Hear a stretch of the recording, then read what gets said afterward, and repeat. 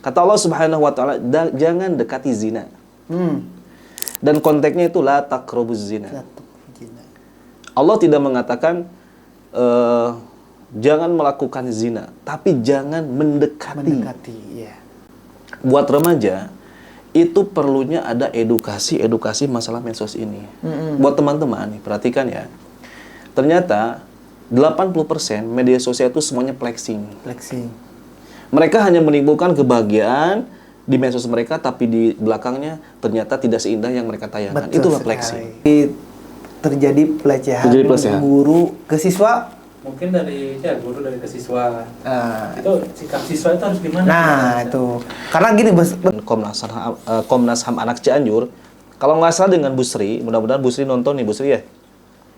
Itu ternyata di Komnas HAM itu memegang begini saja, itu sudah pelecehan, mengusap begini. Seorang Dia takut. ada ancaman. Karena apa? Ketika dia mengatakan ini kepada orang tua, dia lebih takut. Betul. Dan dia menolak ajakan guru, dia takut. Dan dia membicarakan ke temannya, dia malu. Itu kalian yang dalam kondisi seperti ini. Yang pertama, itu kalian konseling dengan orang yang punya kekuatan. Contoh guru, kalian ngobrol dengan kepala sekolah. Jika yang melakukannya kepala sekolah, lebih tinggi lagi. Nah, karena itu apa? Untuk mempayungi kalian jika terjadi apa-apa. 2 oknum guru ngaji di Cianjur, Jawa Barat diduga mencabuli belasan santriwati. Dari hasil pemeriksaan petugas kepolisian, modusnya pelaku menyuruh korban meminta untuk membersihkan rumahnya, kemudian merayu korban hingga memaksa korban untuk membersihkan kelamin pelaku dan melakukan tindakan asusila lain.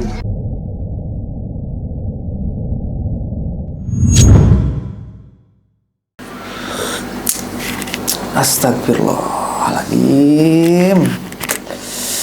Astagfirullah, ada apa ini dengan Cianjur beritanya? Oke, sahabat Ukhuwah, kembali lagi di Suara Ukhuwah, podcastnya komunitas kawan Ukhuwah. Hari-hari ini kita, khususnya warga Cianjur, dihebohkan dengan sebuah berita yang mana oknum guru ngaji mencabuli santrinya sendiri. Ini sangat miris ya.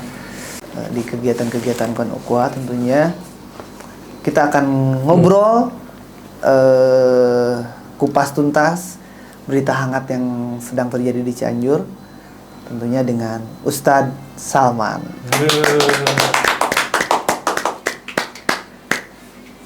Assalamualaikum Ustadz. Waalaikumsalam, Mas Bro. Sehat, Mas Bro? Sehat. Silakan dulu Ustadz. Kok Pak Tarno yang datang? Saya panggil Ustadz Salman loh. Habis event. Oh, habis event. Habis acara. Kita buka dulu ya. Aduh. Gimana, Mas Bro? Sehat, Mas Bro? Aman. Alhamdulillah, aman. Ini Cianjur gelap ya? Mau hujan? Maaf Ustadz. Kecamatan lagi, maaf. Iya. Saya tadi narasi di awal itu panggil Ustadz, bukan komedian. Oke, kita kenalin dulu bintang tamu malam hari ini atau hari ini ya. Boleh Ustadz? Alhamdulillah, Assalamualaikum warahmatullahi wabarakatuh. Perkenalkan, nama saya Salman Boy, biasa dipanggil kalau di event itu Ustadz Boy. Nah, menurut Ustadz sendiri, Ustadz, faktor apa sebetulnya yang menjadikan seseorang atau oknum guru ngaji itu sampai bisa melakukan hal seperti itu? Hebat sekali ya pertanyaannya. Ini harus kopi dulu pertanyaan. Oh iya Ustaz, silakan Ustaz. Teman-teman kita kopi dulu, bismillah. Kebetulan ini salah satu produk kawan Ukhuwah juga. Wah, sponsor kita nih ya? Belum, tapi kita masih merahasiakan Ustaz. Harus yang dicoba nih teman-teman. Yang jelas ini produknya kawan Ukhuwah yang insya Allah akan di launching di dekat waktu ini. Sekali coba itu langsung nendang. Ya, terima kasih Mas Bro. Silakan. Ya, tadi terkait kejadian ini. Faktor apa sebetulnya yang menjadikan hal ini bisa terjadi? Bismillahirrahmanirrahim. Alhamdulillahirabbil alamin, hamdan katsiran thayyiban mubarakan fi kama yuhibbur rabbuna amma ba'du. Mas Bro, teman-teman, ya mungkin gejolak kejadian seperti ini tuh bukan hari ini aja. Betul. Tapi sudah lama Rasulullah juga sudah mengkabarkan bahwa akan terjadi seperti ini. Ya. Apa saja sih faktor-faktor yang sudah diberitakan baik itu oleh Allah Subhanahu wa taala di dalam Al-Qur'an maupun oleh baginda Rasulullah sallallahu alaihi wasallam yang Nabi kita cintai. Faktor-faktor di antaranya yaitu karena melanggar apa yang sudah ditetapkan oleh Allah dan Rasulullah. Oke. Karena begini Mas Bro, Rasulullah sallallahu alaihi wasallam pernah berkhutbah, beliau berbicara di hadapan para sahabat dan perkataan ini sungguh indah sekali. Kata Rasulullah sallallahu alaihi wasallam, "Taraktu fikum amroini lang tadillu abadan, kitabullah wa sunnah Rasulullah sallallahu alaihi wasallam." Kata Nabi Muhammad sallallahu alaihi wasallam itu begini isinya itu. Kalau kalian memegang apa yang aku serahkan kepada kalian, dua hal ini kalian tidak akan tersesat selamanya. Oke. Baik itu terjatuh kepada kesalahan, baik itu terjatuh kepada pelanggaran, kesalahan besar, kesalahan kecil, itu tidak akan terjatuh. Oke. Apa tuh Ustaz? Kata Rasulullah SAW menyebutkan, pegang dua hal ini, yaitu Al-Quran dan apa yang disampaikan oleh baginda Rasulullah SAW. Oke. Di dalam Al-Quran, Allah sudah mengatakan, ayatnya sebagai berikut, saya terjemahkan saja ya biar cepat. Oke, siap. Kata Allah Subhanahu wa taala, jangan dekati zina. Dan konteksnya itu la taqrabuz zina. Allah tidak mengatakan jangan melakukan zina, tapi jangan mendekati. Mendekati, ya. Di situ ada kalimat qurb atau taqarrub, itu pendekatan. Kenapa? Karena dengan pendekatan saja itu tidak boleh apalagi melakukan. Betul. Dan itu sangat besar risikonya. Nah, di dalam Al-Quran itu disebutkan banyak tentang masalah-masalah hawa nafsu ini yang harus dikendalikan. Kata Rasulullah SAW, fitnah terbesar laki-laki itu ternyata bukan dalam harta, bukan dari jabatan. Tapi kata Rasulullah, dalam hadis tadi disebutkan fitnah terbesar laki-laki itu adalah perempuan. Nah, brother, kita melihat saat ini kita bicara konteksnya tadi di pesantren. Ini kan miris ya, teman-teman. Pondok pesantren yang tadinya harusnya mengeluarkan generasi-generasi terbaik manusia. Yang di dalamnya kita melihat mereka itu dididik dengan didikan agama yang sangat kuat. Tapi kenapa terjadi seperti ini? Karena ada pelanggaran-pelanggaran atau kedekatan-kedekatan yang itu dilabrak oleh mereka. Yang sebelumnya agama itu dijaga. Contoh seperti ini. Saya suka miris. Ada kejadian, saya masuk ke salah satu pondok di Cianjur. Itu santri perempuan, santriwati itu, dia berpegangan tangan, mencium tangan gurunya. Guru ngaji, iya. Padahal usia dia sudah usia baligh. Betul. Mukallaf, dia sudah terjatuhi oleh hukum agama.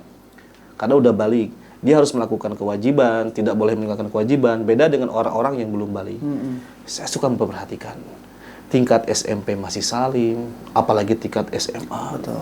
Nah, ini adalah cikal bakal terjadinya, nauzubillah, pemerkosaan, berzinahan. Karena apa? Langkah-langkah ini sudah berada. Konteksnya tidak, untuk menghormati seorang guru itu tidak harus seperti itu, Ustaz. Kalau untuk seorang perempuan, bahkan untuk seorang laki-laki pun sama mungkin terhadap guru yang perempuan betul. Kan? Kebiasaan ini sebetulnya di dalam kaidah usul disebutkan kebiasaan itu bisa dijadikan hukum selama kebiasaan itu sesuai dengan syariat Islam. Tapi kalau kebiasaan ini malah menjadi bahaya untuk syariat, maka tinggalkan. Mereka itu seperti ini ya. Saya pernah bertanya ke salah satu ustadz, kenapa santriwati yang udah balik ini mencium tangan Ustadz? Itu jawabannya, itu ikram kepada guru, memuliakan guru. Padahal itu sudah jelas melanggar syariat. Itu tidak boleh sama sekali. Berbeda halnya dengan guru laki-laki kepada murid laki-laki kepada guru laki-laki, dan sebaliknya juga murid perempuan kepada guru perempuan. Nah, dari situlah cikal bakal terjadinya hal-hal yang dilanggar oleh agama itu. Nah, karena kebiasaan terus secara bersentuhan, ini secara psikolog, jika manusia terus bertatap-tatapan, terus sering bersentuhan, maka itu akan terjadi. Dan setan bergerak di situ. Dan hal ini, kenapa kaum muslimah, perempuan, itu diwajibkan berjilbab? Itu untuk menjaga. Karena dari ujung rambut sampai ujung kaki, perempuan itu aurat.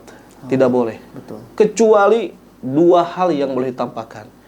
Wajah dan telapak tangan. Tapi di mazhab Imam Syafi'i, wajah perempuan itu aurat.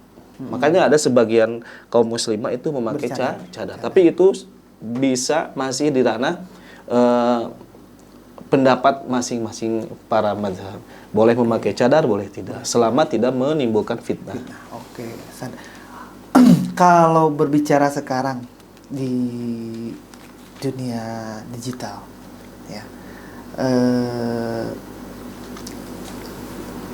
konteks apa yang istilahnya bisa mengarahkan terjadinya Betul. hal tersebut, Ustaz? Buat brother semua, ini perlu hati-hati. Setiap kita melakukan kegiatan, melakukan aktivitas apapun, itu Allah sudah mengatakan fa'lam annahu la ilaha illallah. Ketahuilah bahwa Allah itu yang berhak disembah. Yang jadi benang garis merahnya itu adalah fa'lam. Jadi kita harus tahu ilmunya dulu. Ilmu bagaimana ilmunya tentang Allah, bagaimana ilmunya tentang Rasulullah. Itu nanti ada rentetan disiplin ilmu, terutama ilmu sosial kita harus tahu. Dan menurut survei, Cianjur itu sudah di angka sekian persen dalam pergaulan bebas remajanya. Ini dikhawatirkan. Alhamdulillah. Jadi rata-rata perempuan remaja Cianjur ini sudah melakukan aktivitas seksual di luar nikah. Karena apa? Karena habit mereka seperti itu. Dan mereka tidak bisa mengontrol itu karena tidak punya ilmu. Betul. Makanya di sini teman-teman harus dibimbing, orang tua berperan, guru berperan, dan lingkungan pun yang terus berperan. Seperti itu. Oke, jadi untuk sahabat Suara Ukhuwah, jadi kenapa kawan Ukhuwah tiba-tiba membuat podcast ya dengan slogan Suara Ukhuwah? Ya ini, Betul. salah satunya kita di sini akan belajar, terus berinteraksi juga, sharing gitu ya, untuk istilahnya perbaikan diri juga kehidupan kedepannya. Betul. Agar istilahnya bisa terbentengi, Ustaz. Betul. Ya. Itu yang kita. Oke. Ustaz, kita ngopi dulu, Ustaz. Ngopi dulu, Ini brother. takut dingin nanti jadi agak, Ustaz. Bismillah. Ini mantap Cuman sekali nih, coba. mohon maaf, Ustaz, di sini kita hanya bisa ngopi saja ya, tidak untuk merokok. Oke. Sekarang kita ngobrol terkait kalau tadi oknum Betul. guru ngaji yang melakukan pencabulan terhadap santrinya, terus pergaulan anak muda khususnya di Cianjur ya. Nah, kita kasih dulu pembenteng buat mereka ya. Batasan-batasan apa yang harus anak muda terutama lakukan istilahnya agar terhindar dari perbuatan-perbuatan yang dilarang khususnya ya, seperti pergaulan bebas, terus dunia malam gitu ya. Nah, apalagi dengan zaman digitalisasi seperti sekarang ini, anak muda sekarang tuh bahkan lebih mudah Betul. untuk mengakses ataupun mendapatkan informasi-informasi terkait gaya hidup yang seharusnya tidak boleh kita lakukan, Ustaz. Betul. Ya, melalui media sosial, dengan munculnya video-video seperti apalah itulah ya. Betul. Nah, itu jadi istilahnya jadi contoh nantinya. Nah, tapi di satu sisi kita juga butuh berinteraksi di Betul. media sosial, Ustaz. Nah, ada nggak Ustaz pembatas atau disebutnya apa ya, benteng ya buat kita gitu agar terhindar dari Betul. hal-hal seperti itu, Ustaz? Jadi buat teman-teman, ini ada beberapa fase. Kita selalu mengedukasi kepada fasenya orang tua, Betul. fase remaja, dan fase anak-anak. Ini jangan disamakan ya, generasi milenial dengan generasi yang Gen Z sekarang itu jauh. Mereka hidup di beberapa. Kalau Ustaz generasi apa? Saya generasi setelah Belanda pergi. Kolonial berarti ya? Kolonial. Kolonial gitu ya. Kolonial. Oke. Nah, yang perlu kita harapkan di fase ini tuh, terutama orang tua, itu sering mengedukasi. Mengedukasi anak-anaknya dalam hal pergaulan. Oke. Karena apa? Benteng yang pertama, anak baik buruknya itu dari orang tua. Oke. Karena apa? Orang tualah yang akan menjadikan yang disebut dengan sosok anak baik buruknya itu. Secara ilmu psikolog. Nah, buat remaja itu perlunya ada edukasi masalah medsos ini. Buat teman-teman nih, perhatikan ya. Ternyata 80% media sosial itu semuanya flexing. Mereka hanya menimbulkan kebahagiaan di medsos mereka, tapi di belakangnya ternyata tidak seindah yang mereka tayangkan. Betul Itulah sekali. flexing. Sebetulnya flexing ini, kata-kata flexing ini itu biasa dipakai oleh binaragawan ketika mereka berkompetensi. Nah, pada saat ini flexing ini dibawa untuk apa? Untuk menimbulkan gaya hedonisme mereka di kehidupan media sosial. Makanya diambil jadi dibakukan menjadi kalimat flexing. Betul. Padahal itu awalnya flexing itu seperti gini nih, brother. Nah, betul. Jadi Gen Z ini mereka kurang edukasi, kurang dekapan orang tua, kurang pendidikan orang tua, kurang take and give dengan orang tua. Akhirnya mereka mencari kebahagiaan, mencari edukasi itu sendiri, dan akhirnya masuklah ke ruang-ruang yang sebenarnya itu tidak boleh mereka masuki. Betul. Nah, itulah bahayanya. Brother, tahu nggak? TikTok di Indonesia, di dunia ini dengan TikTok Cina itu beda. Tahu nggak? Tahu. Saya pernah dengar untuk TikTok di Indonesia dan di Cina khususnya ya. Padahal Cina sendiri yang menciptakan TikTok, menciptakan kan? TikTok. Tapi Betul.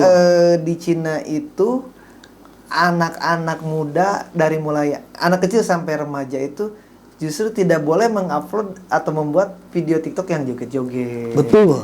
Seperti itu. Saya pernah dengar saat itu. Betul. Saya pernah lihat di salah satu podcastnya Helmi Yahya, itu seorang traveling, dia melihat ternyata TikToknya di Cina sendiri dengan TikTok di internasional, terutama Indonesia, itu berbeda sekali. Karena apa? Karena di sana itu otoriter negaranya, jadi mereka membatasi setiap penayangan TikTok di Cina itu. Yeah. Tapi di sini Indonesia itu aksesnya mudah sekali. Betul. Apa yang sebenarnya belum siap untuk anak kita lihat, itu mereka sudah mengkonsumsi semua. Nah, itu bahayanya itu. Iya, betul sekali. Seperti itu. Oke. Kita ngopi dulu Ustaz. Ngopi lagi. Ngopi lagi. Brother, bismillah. Kita keluar Iklan, dari obrolan dulu Ustaz ya. Ustaz, selain Ustaz ke sekolah dengan kami, dengan komunitas kawan UA, selain Ustaz misalkan dakwah ya, Betul. Ke beberapa lokasi gitu, misalnya masjid ke masjid, kegiatan Ustaz apa sih sehari-hari sebetulnya? Kalau kegiatan sih, kegiatan biasa saya pribadi itu biasa ngajar di sekolah. Oh, guru. Terus betul. Terus konseling di di dunia pendidikan. Oke. Terus suksesor juga di dunia pesantren. Karena kan alhamdulillah beberapa teman juga ada yang konsultasi masalah pesantren, ngebangun pesantren, kurikulum pesantren. Alhamdulillah kita bantu. Dan itu free. Karena apa? Karena itu berhubungan dengan Allah. Biarlah Allah yang mengganti semua, waktu dan tenaga semuanya. Luar biasa. Ah, seperti itu teman-teman. Betul. Karena kita mau apa lagi kan? Aset yang paling berharga itu yaitu berhubungan dengan Allah. Betul Ketika sekali, kita Ustaz. meninggal, kita punya aset yang aset itu tidak akan pernah terputus walaupun kita sudah meninggal. Oke, sekali, betul sekali ya. Betul. Saya teringat ini, brother. Apa Ustaz? Teringat dari hadis Rasulullah SAW begini. Ini setiap tidur, setelah saya membaca doa, dan saya kalau nggak susah tidur itu saya selalu membacakan hadis Rasulullah yang sangat, menurut saya sih fenomenal buat diri saya itu.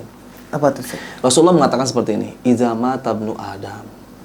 Apabila anak Adam ini wafat, berarti di situ kita semua pasti wafat. Al-Quran menceritakan itu kan. Kita semua akan meninggal. Kullu nafsin dha'iqatul maut. Setiap yang bernyawa, setiap yang hidup di muka bumi ini pasti meninggal. Tapi kata Rasulullah SAW, dia memberikan optimisme. Kata Rasulullah SAW mengatakan, Idza mata ibnu Adam in qata'a amaluhu. Setiap anak Adam ini terputus semua akses di dunianya. Tapi Rasulullah memberikan optimisme, walaupun sudah kita terputus, tapi ada beberapa 3 hal yang tidak akan terputus. Walaupun kita sudah wafat, brother. Ya. Apa itu aja? Kata Rasulullah SAW, yang satu, shadaqatul jariyah. Yaitu bersedekah dengan apa yang kita punya. Oke. Brother, sedekah yang paling mudah itu apa? Senyum. Senyum, Ustaz. Senyum. Mudah kan? Tapi kalau misalkan terus kita senyum-senyum, orang lain kayaknya itu harus dibawa ke kejiwaan. Ya, gitu. Gitu, betul. Terus selain senyum apa Ustaz? Yang kedua. Itu yang pertama sudah. Yang pertama, yang kedua adalah salam. Tahu nggak isi salam itu? Assalamualaikum. Semoga diberikan keberkahan ya. Nah, yang kedua, kata Rasulullah SAW, ilmu yang bermanfaat. Oke. Ilmu yang bermanfaat itu bukan hanya mengajarkan ngaji orang kan? Tuh. Bukan hanya mengajarkan bisa membaca Quran. Tuh. Memberikan ilmu agar dia bisa bekerja, menafkahi keluarganya. Itu adalah ilmu yang bermanfaat. Oke. Dan yang ketiga kata Rasulullah, waladun solehun, anak yang soleh. Anak yang soleh ya. Betul sekali. Makanya di sini yang poin yang ketiga, menciptakan anak yang soleh itu adalah tugas orang tua, bukan tugas guru. Tugas guru adalah membantu orang tua, dan poin yang paling terpenting adalah orang tua. Baik dia mendidik, baik dia mendoakan. Ini yang sering kita lupa nih, brother nih. Saya sering bertemu dengan orang tua, dia mengeluhkan, Ustaz, anak saya begini, anak saya begini. Saya pernah bilang, Ibu pernah nggak sepertiga malam berdoa? Ibu pernah nggak mengelus bun-bunan anaknya? Ibu pernah nggak menepuk anak sambil dipeluk? Nah, sehat ya nak. Nah, anak yang soleh itu harus dibangun itu. Oh, itu 3 poin ini. Salah satu. Kalau dipakai di keluarga, selesai itu. Salah satu parenting untuk anak. Betul. Oh.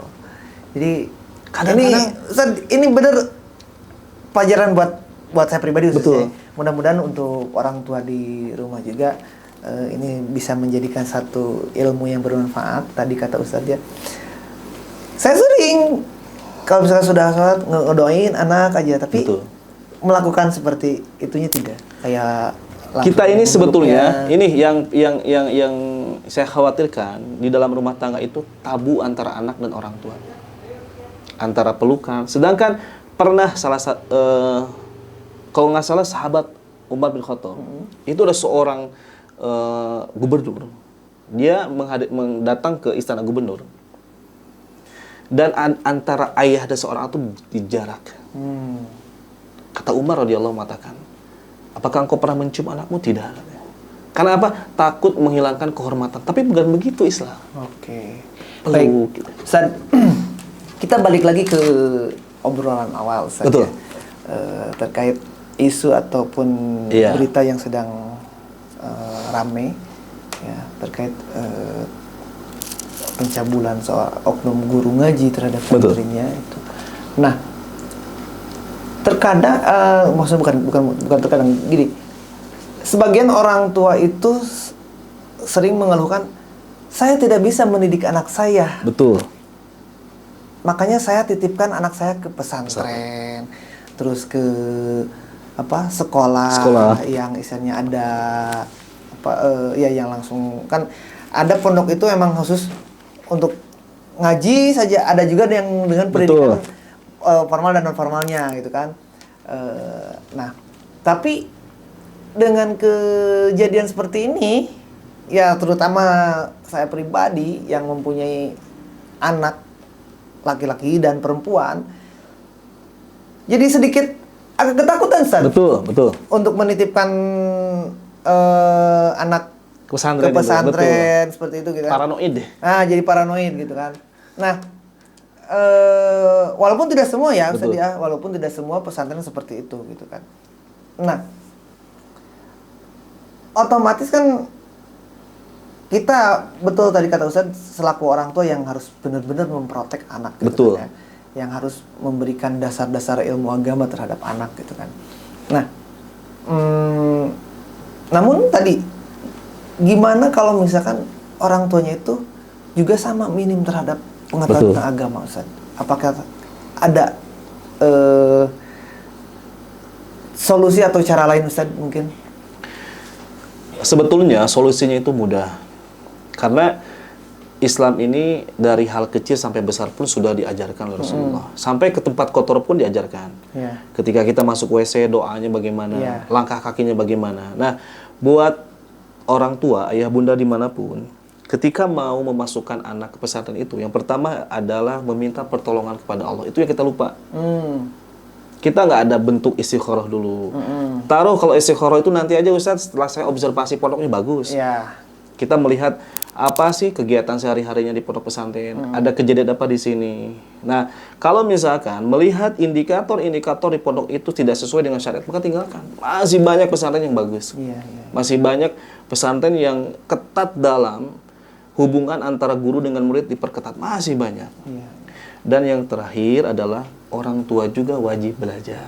Kita tidak bisa seperti ini. Betul. Ini kadang-kadang buat brother semua di rumah dimanapun Anda berada, kita selalu menyuruh ke anak sedangkan kita nggak. Contoh seperti ini. Kita selalu memakai HP. Betul. Lihat anak pegang HP, main HP terus. Sedangkan kita pegang HP. Ini sebetulnya anak sedang merekam memori ini. Dan dia akan mewariskan hal ini ke anaknya lagi. Tapi bagaimana solusinya? Simpan dulu HP. Ajak anak keluar, ajak anak ngobrol, ajak anak makan. Itu yang paling tepat. Betul seperti itu. Oke. Terjadinya peristiwa pencabulan atau rendung paksa di kalangan pesantren itu pasti ada motif, ya. Ada motif dalam artian ada apa ya? Mungkin lebih ke dorongan. Betul. Ya. Yang otomatis itu salah satunya nafsu itu. Ya.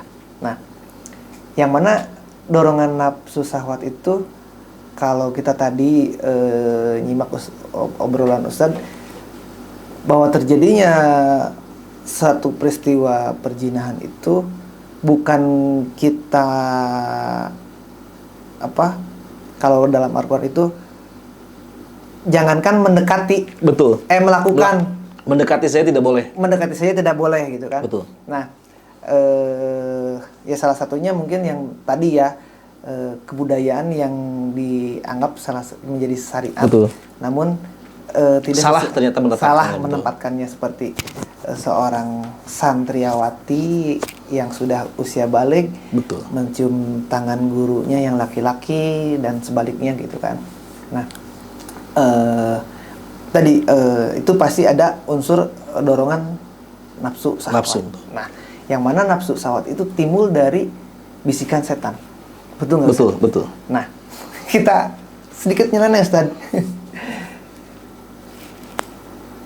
Kalau itu terjadi karena bisikan setan, kenapa malaikat tidak membisikkan ulah atau malaikat melakukan yang lain deh? Betul seperti itu. Apa malaikat juga justru membisikkan? Tong misalkan kalau kata dalam bahasa Sunda, tong gituan gitu misalkan. Tidak boleh, jangan yang melakukan. Gitu. Gimana itu, Ustaz? Nah, teman-teman, brother semua, sebetulnya Allah memberikan nafsu ini itu kepada manusia itu satu-satunya makhluk yang nafsunya kompleks. Berbeda nafsu dengan setan. Dan malaikat itu tidak punya nafsu. Dan karena mereka itu Allah ciptakan untuk taat kepada Allah, tidak melakukan kemaksiatan. Dan kita belum tahu ada nas bahwa malaikat itu ada malaikat perempuan, enggak, semuanya laki-laki semua. Yeah. Berbeda dengan perempuan, mereka menikah dan mereka beranak pinak dan meninggal nanti pada hari kiamat. Nah, manusia diberikan nafsu yang kompleks. Nafsu itu kalau kita melihat secara etimologi dan terminologi, nafsu ini dirancang oleh Allah itu bisa dibawa dalam kebaikan, bisa dibawa keburukan, tergantung bagaimana keimanan kuat itu. Oke. Karena gini ya, seorang tidak mungkin makan kalau tidak ada nafsu. Iya. Seseorang tidak mungkin bekerja kalau tidak ada nafsu. Orang sekarang, orang Cianjur bilang temut, padahal itu nafsu gitu. Nah, Islam mengarahkan nafsu ini dengan baik, nafsunya dengan baik. Nah, jika bisikan dorongan setan lebih kuat daripada malaikat, maka ketahuilah itu kekurangan iman. Karena dalam satu kekurangan imun. Imun bisa jadi gitu. Bisa jadi ya. Jadi begini teman-teman, ini yang dalam pelajaran kita di kampus dulu itu ada yang mengatakan seperti ini. Ketika setan membisikkan hal yang negatif, itu malaikat pun membisikkan kebaikan. Tergantung keimanan kita. Oke. Karena kata Rasulullah SAW, al-imanu yazid wa yankus. Iman ini naik turun. Nah, naiknya dengan beribadah kepada Allah, turunnya dengan maksiat. Nah, sebenarnya gini ya, brother. Kalau kita melihat konteks berita hari ini tentang pencabulan, saya sebetulnya nggak kaget. Pasti step by step ke sana tuh mereka sudah tempuh. Contoh begini ya, brother, di rumah, di manapun Anda berada. Kejadian ini tuh percaya nggak, brother? Bukan hari ini, ternyata sebelum Nabi Muhammad pun sudah terjadi. Oh, jadi memang... Dan itu ditulis di Israiliyat. Oh. Jadi begini kisahnya. Ada seorang rahib. Ini seru nih. Jadi kalau bentar dulu, Ustaz. Kejadian seperti ini bukan terjadi sekarang-sekarang. Betul. Ternyata jauh sebelumnya sudah ada. Rasul pun Nabi Muhammad turun ke muka bumi itu sudah terjadi. Betul. Oke, coba Ustaz kita kupas sedikit, Ustaz. Jadi begini, kisahnya itu tidak disebutkan di di Al-Qur'an, tapi disebutkan, kalau saya tidak salah ya, di kitab Riyadhus Shalihin disebutkan. Dulu di zaman Bani Israel itu ada seorang rahib. Rahib itu kalau kita katakan sekarang itu ustadz, kiai, ajengan. Oh, bukan rahim kan? Bukan, rahib. Rohib. Rohib. Betul. Bukan rohib. Oh iya enggak. Bukan rohib Laode juga. Laode. Bukan. Nah, kisahnya seperti ini. Rohib ini adalah orang yang dia beribadah kepada Tuhannya. Iya. Disebutkan di situ ada seorang kakak beradik yang dia tidak punya orang tua. Dan si kakak ini bilang kepada rohib ini, karena dia percaya bahwa rohib ini adalah seorang yang dekat dengan Tuhan. Lalu si kakak yang ini, yang perempuan adiknya itu menitipkan anak adiknya. Bentar. Kakak beradik. Laki-laki perempuan apa perempuan? Laki-laki perempuan. Laki-laki perempuan, kakaknya? Laki-laki. Adiknya perempuan. Oke. Nah, si kakak laki-laki ini datang ke rohib. Rohibnya laki-laki perempuan? Laki-laki. Laki-laki juga, oke, siap. Rata-rata dulu itu pemuka agama itu laki-laki. Laki-laki. Lalu si rohib ini bilang sama si kakak laki-laki, rohib, besok saya ada panggilan untuk perang. Karena perang dulu itu nggak sehari 2 hari. Sekarang juga kita lihat kan Ukraina dengan Rusia itu kan sudah berapa tahun ini kan. Apalagi dulu berjalan kakinya berapa bulan untuk ke medan perang juga lama, logistiknya. Nah, akhirnya si kakak yang perempuan ini menitipkan si kakak laki-laki. Betul, si kakak laki-laki ini menitipkan adik yang perempuannya. Kalau kita dibilangnya tempat bedengan rumah gitu. Oh, kontrakan seperti itu. Dia menitipkan ke rohib ini karena percaya dia dekat dengan Tuhan. Betul. Karena kegiatan dia sehari-hari di rumah tempat ibadah. Kata si kakak yang adiknya perempuan itu bilang, besok saya akan pergi berperang. Saya menitipkan adikku. Akhirnya si rohib ini bilang, simpan saja di rumah ini. Nah, tiap hari rohib ini mengantarkan makanan di depan rumahnya. Diketruk, simpan depan pintu aja. Dia balik lagi. Setan di situ mulai membisikkan. Ini brother, hebatnya setan. Hebatnya setan bilang. Kata setan mengatakan, coba tanya kabarnya. ke si rohib itu. Kalau kita neng kumaha damang di Lebet, iya. ada komunikasi. Iya. Nah, sering terjadi ngobrol, akhirnya rohib ini masuk ke rumah itu dan melakukan perhubungan zina. Alhamdulillah. Terjadilah berita bahwa rohib ini berzina dan mempunyai anak.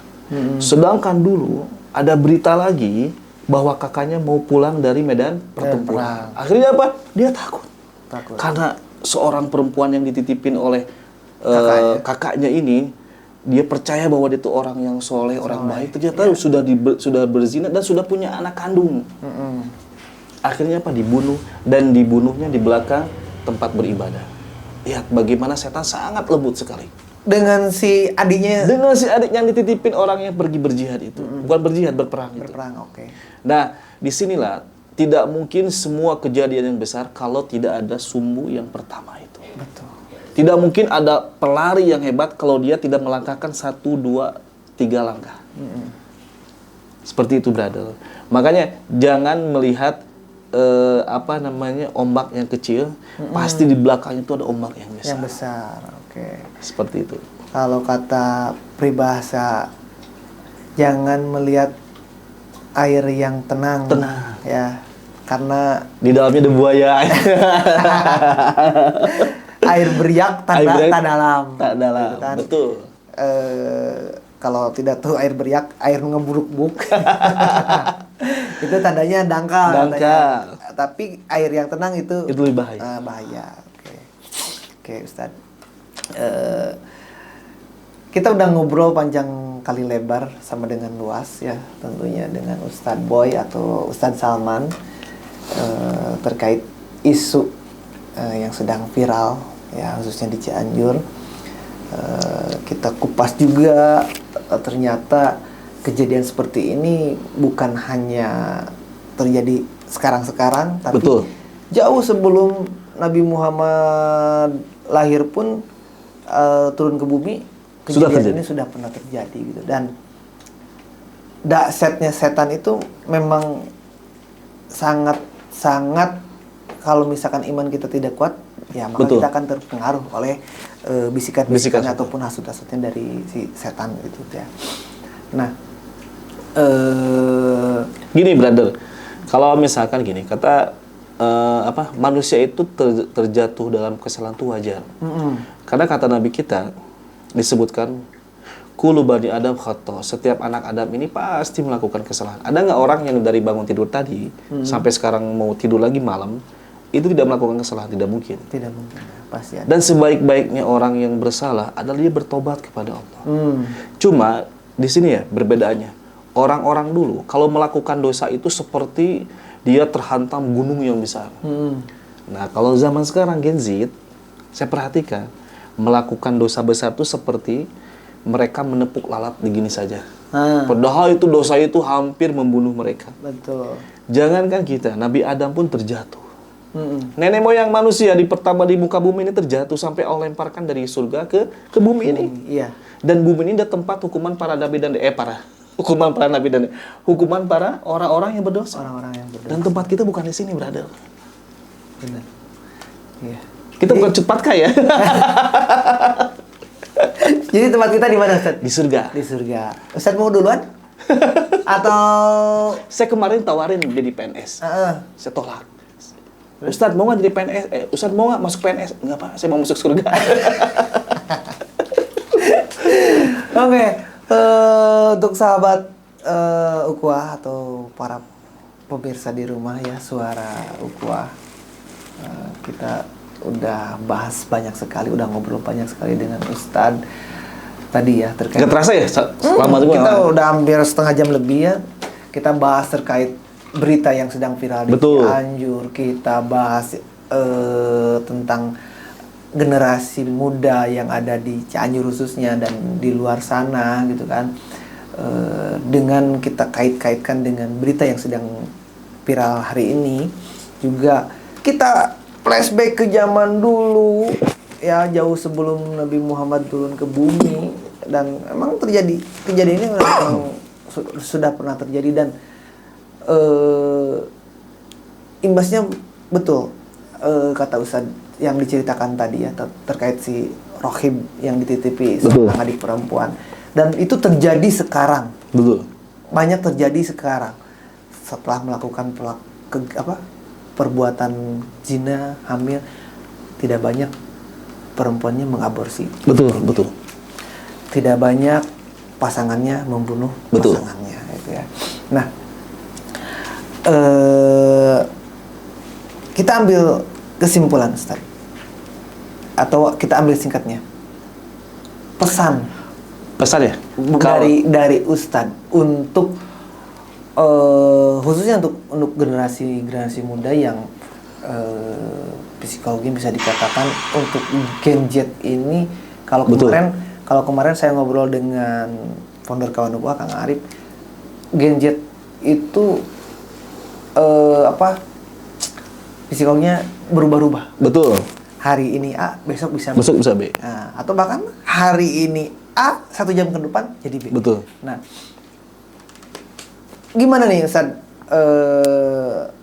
pesannya ya, khususnya untuk generasi muda atau Gen Z ataupun bahkan untuk semua para sahabat Suara Ukhuwah di rumah yang sedang nonton, untuk orang tua terhadap anaknya, untuk anak di lingkungannya, betul, ataupun bahkan untuk para guru mungkin ya, agar terhindar dari hal-hal seperti itu gitu kan. Bahkan untuk saya pribadi mungkin, betul, Ustaz, ada nggak pesan-pesan agar kita tadi, kalau kita kembali lagi ke ayat yang dibacakan oleh Ustaz, jangankan kita melakukan takor zina pun tidak boleh. Mendekati saya tidak boleh, apalagi melakukan. Ya buat teman-teman dimanapun Anda berada, terutama buat Gen Z nih, tahu nggak, brother? Ternyata bundir itu di angka 60% yang melakukan Gen Z. Itu di berita. Bundir, kalau nggak tahu bundir, bunuh diri. Berarti kita generasi milenial kuat ya.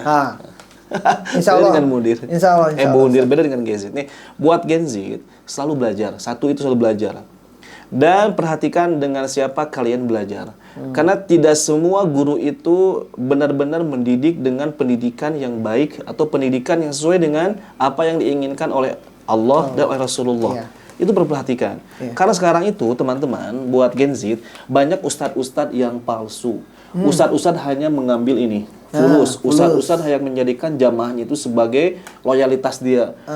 Padahal tugasnya seorang guru, seorang ustadz itu mendidik kepada jalan yang benar. Ini kesalahan kita hari ini. Mereka mengagungkan ustadz, mengagungkan kiai, mengagungkan habib, tapi mereka telah jauh salah. Karena apa yang harus diagungkan siapa? Allah Subhanahu wa Ta'ala. Saya sering melihat itu disebut dengan uskun. Ustadz bukan uskun, ustadz palsu. Uspul.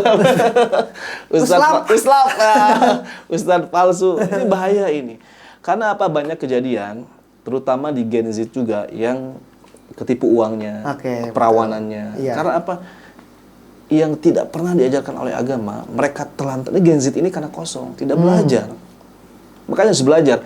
Nah, di Kawan Ukhuwah kita akan mengadakan pendidikan buat edukasi buat teman-teman Gen Z, bagaimana stimulusnya kita sebagai Gen Z ini dalam pola pikir, pola gerak, pola berinteraksi. Itu kita akan bahas nanti ke depannya. Buat orang tua, bagaimana cara mendidik anak, pastikan orang tuanya juga belajar. Itu yang selalu saya bilang. Karena apa? Tanpa pendidikan, bangsa ini tidak akan besar. Karena yang menjadikan besar ini adalah pendidikan. Pendidikan itu tidak harus sekolah. Pendidikan tidak harus formal. Pendidikan itu adalah bagaimana menguatkan nilai-nilai pendidikan itu sendiri. Yang kata para pujangga Arab itu mengatakan, jika ilmu tidak menghasilkan aplikasi untuk kehidupan, maka ilmu itu tidak berguna. Tidak berguna ya. Betul. Nah itu teman-teman, untuk nasihat ini buat pribadi saya sendiri, buat teman-teman, agar selalu belajar dimanapun belajar. Dan hati-hati belajar dengan siapa. Iya, betul sekali. Ustadz, boleh nanya nggak Pak Ustadz? Oke, ada pertanyaan Pak Ustadz katanya. Silakan brother. Oke, passwordnya. Tiku-tiku. Kalau ada yang mengalami kejadian pelecehan, itu sikapnya harus gimana terhadap gurunya, muridnya itu? Apa harus melapor pertama? Apa kejanggalannya seperti apa biasanya yang terjadi? Pak Ustadz? Jadi terjadi pelecehan, guru ke siswa. Mungkin dari guru dari ke siswa. Itu sikap siswa itu harus gimana? Nah, itu. Karena gini, bentar Sultan. Betul. Setelah saya lihat beberapa berita yang sedang viral, ternyata kejadiannya bukan sekali 2 kali, Ustaz. Betul. Nah, apakah si siswi ini takut atau malah mohon maaf, justru malah menikmati gitu? Menikmati, maksudnya. betul. Entah itu dijanjikan apa atau apa gitu. Itu gimana Ustaz? Sikap yang harus betul. dilakukan santri ataupun siswi ketika ada oknum guru ataupun rekan sebayanya mungkin yang melakukan pelecehan terhadap dirinya harus seperti apa Ustaz? Kemarin kita sudah menyelesaikan dengan Komnas HAM Anak, dengan Komnas HAM Anak Cianjur. Kalau nggak salah dengan Bu Sri, mudah-mudahan Bu Sri nonton nih Bu Sri ya. Itu ternyata di Komnas HAM itu memegang begini saja, itu sudah pelecehan, mengusap begini. Seorang guru mengusap ke bahu siswinya. Ke bahu siswinya itu sudah pelecehan. Dan itu sudah ada undang-undangnya, sudah diundang-undangkan dan ada pasalnya juga. Nah, kalau misalkan ini bagaimana sih sikap seorang murid dengan perilaku seorang guru yang perilaku penyimpangan itu, kemungkinan dia takut. Iya. Kemungkinan dia takut. Ada ancaman. Karena apa? Ketika dia mengatakan ini kepada orang tua, dia lebih takut. Betul.